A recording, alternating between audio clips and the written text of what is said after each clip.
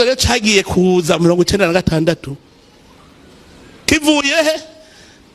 Murumva mu Burundi twakwegewe mu 1959 bivuye ku vyabaye mu Rwanda. Abakongomani nabo nyene vyabaye inyuma 1996 bakwegewe nande ibibaye mu Rwanda.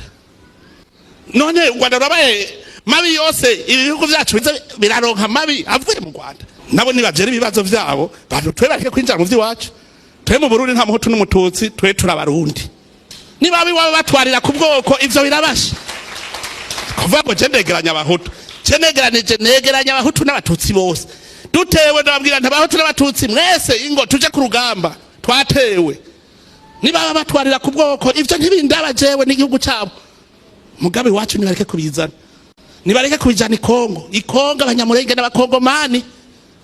Nibareke kubeshya. Yaje byose mu 1996 bivuye he kubibaye mu Rwanda. Natwe iwacu vyaje mu 1959 bivuye he kubibaye mu Rwanda. None baguma dukwegera iminsi yose.